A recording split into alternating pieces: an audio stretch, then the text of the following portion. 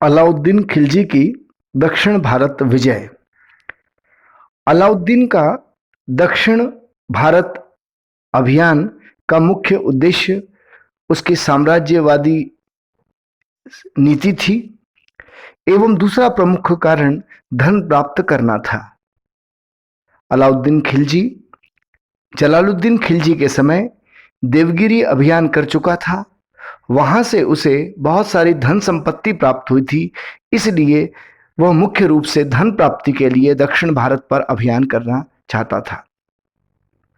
अलाउद्दीन के समय दक्षिण भारत में 4 हिंदू शक्तिशाली राज्य थे। पहला देवगिरी का यादव राज्य, दूसरा तेलंगाना का काकतीय राज्य, तीसरा द्वार समुद्र का होयसल राज्य और चौथा मदुरा का पांड्य राज्य।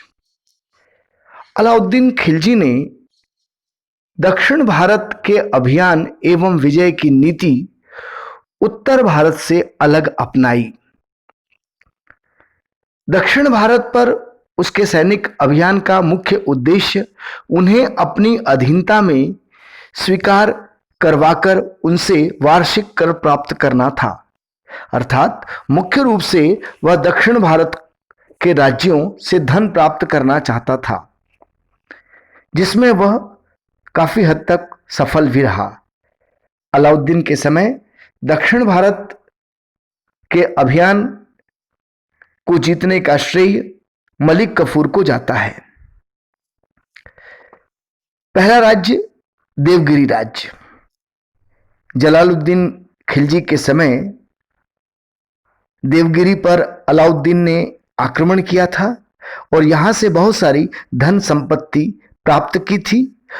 और जलालुद्दीन के समय अलाउद्दीन ने जो देवगिरी के राजा से संधि की थी, उसके अनुसार एलिचपुर का क्षेत्र का वार्षिक कर देवगिरी के राजा ने दिल्ली सल्तनत को चुकाने का वचन दिया था, किंतु पिछले 3 वर्षों से उसने कर देने से मना कर दिया था। 306-7 में अलाउद्दीन ने देवगिरी पर अभियान किया। इस समय भी देवगिरी का राजा रामचंद्र देव था। वास्तव में अलाउद्दीन की सेना ने देवगिरी पर आक्रमण किया, जिसका नेतृत्व मलिक कफूर नाम के एक अधिकारी ने किया। मलिक कफूर को एक काम और सौंपा गया कि गुजरात के राजा बघेल राजा कर्ण की लड़की देवल देवी को दिल्ली भेजा जाए। इस समय देवल देवी की मां कमला देवी को भी शाही हरम में रखा गया था। राजा कर्ण ने देवगिरी के राजा रामचंद्र देव के यहां शरण ले रखी थी और गुजरात के बघेल राजा कर्ण को रामचंद्र ने अपने यहां न केवल शरण दी, बल्कि उसे बगलाना के एक छोटे राज्य का राजा भी बना दिया था। सबसे पहले अलाउद्दीन की सेना ने राजा कर्ण को परास्त किया और इसके बाद देवल देवी को प्राप्त कर उसे शाही सेना के साथ दिल्ली भेज दिया गया। उसका विवाह अलाउद्दीन के बड़े लड़के खिज्र खां से कर दिया गया। मलिक कफूर ने इसके बाद देवगिरी पर आक्रमण किया। रामचंद्र देव के बेटे शंकर देव ने जमकर मुकाबला किया, किंतु बाद में रामचंद्र देव को आत्मसमर्पण करना पड़ा। यहां से अलाउद्दीन खिलजी की सेना को बहुत सारा धन मिला और रामचंद्र देव को अलाउद्दीन के दरबार में भेजा गया।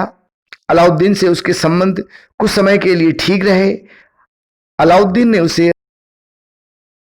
और उसका राज्य लौटाकर उसे नौसारी का जिला निजी जागीर के रूप में दे दिया।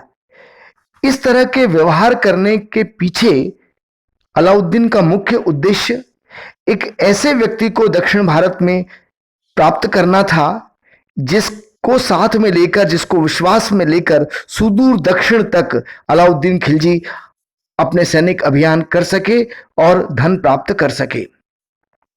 हालांकि बाद में हम देखते हैं कि जब रामचंद्र देव की मृत्यु हो गई और शंकर देव देवगिरी का शासक बना, उस समय 1311 में वापस देवगिरी ने दिल्ली सल्तनत को कर भेजना बंद कर दिया और इसी कारण 1313 में मलिक कफूर को वापस देवगिरी भेजा गया।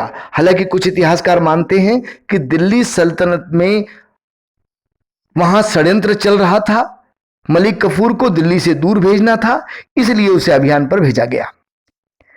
देवगिरी के बाद दक्षिण का एक मुख्य राज्य था तेलंगाना। दूसरा मुख्य अभियान अलाउद्दीन की सेना का तेलंगाना के विरुद्ध था। तेलंगाना की राजधानी थी वारंगल और यहां का शासक इस समय प्रताप रुद्र देव था। सबसे पहले देवगिरी के अभियान से भी पहले एक बार 1302-3 में अलाउद्दीन ने छज्जू और फखरुद्दीन जूना को सेना लेकर वारंगल पर आक्रमण के लिए भेजा था। यह सेना बंगाल और उड़ीसा के मार्ग से वारंगल पहुंची थी, लेकिन उस समय वारंगल के शासक प्रताप रुद्रदेव ने इस मुस्लिम सेना को पराजित करके खदेड़ दिया था। हालांकि मुस्लिम इतिहासकारों ने इस आक्रमण का उल्लेख नहीं किया है।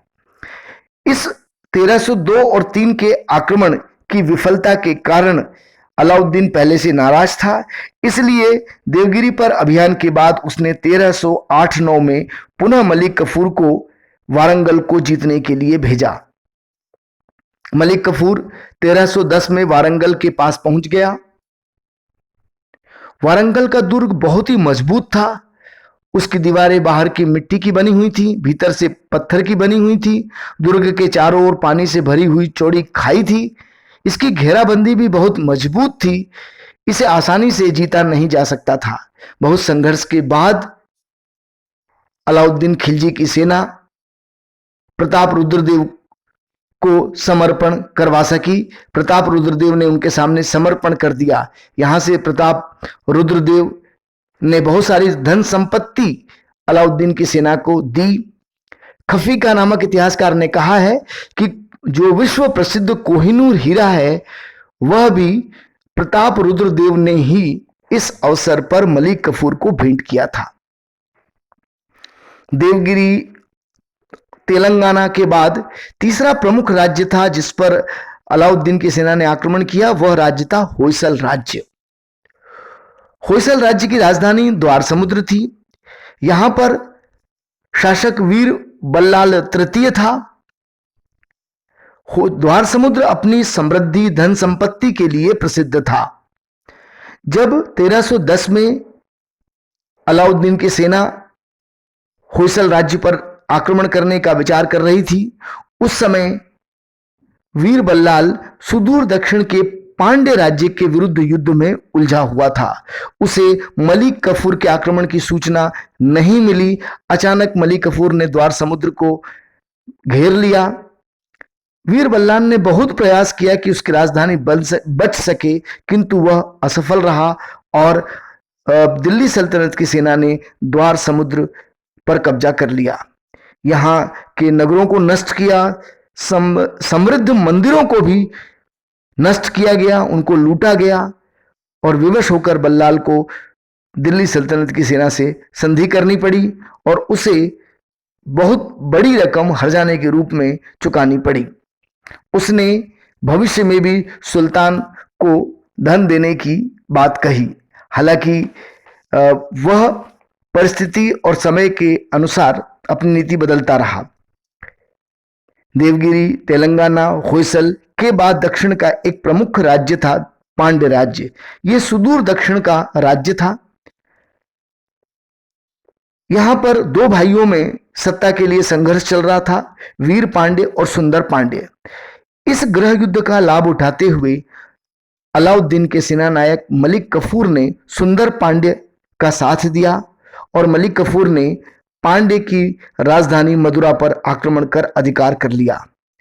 वहां उसने मंदिरों को नष्ट किया, लूटपाट की। यहां से बहुत सारा धन लेकर वह दिल्ली लौट आया। इस बार जितना उसे धन संपत्ति, हाथी घोड़े आदि मिले और वह दिल्ली लेके गया, इसके पहले इतना कोई भी धन दक्षिण भारत से लेकर नहीं आया था। इस प्रकार हम देखते हैं कि दक्षिण भारत के 4 प्रमुख हिंदू राज्यों देवगिरी, तेलंगाना, होयसल और सुदूर दक्षिण में पांड्य राज्य को अलाउद्दीन ने अपनी अधीनता में लेकर यहां से अपार धन संपदा प्राप्त की। लेकिन इतिहासकारों का मानना है कि अलाउद्दीन दक्षिण भारत को अपने अधीन बनाए रखने में असफल रहा। उसकी दक्षिण नीति को सफल नहीं माना जा सकता। तेलंगाना समय समय पर उसका विरोध करता रहा। देवगिरी ने भी पहले आक्रमण के बाद भले संधि कर ली, लेकिन उसने भी बाद में परिस्थितियां बदलते हुए कर भेजना बंद कर दिया था। पांड्य राज ने दिल्ली सल्तनत की अधीनता स्वीकार नहीं की। इस प्रकार हम देखते हैं कि मलिक कफूर को दोबारा दक्षिण भारत जाना पड़ा। इस कारण कहा जा सकता है कि भले अलाउद्दीन को दक्षिण भारत से धन संपदा मिली हो, लेकिन वह दक्षिण भारत को सीधे अपने अधीन नहीं कर पाया और उसकी सफलता से दक्षिण भारत पर कोई प्रभाव नहीं पड़ा।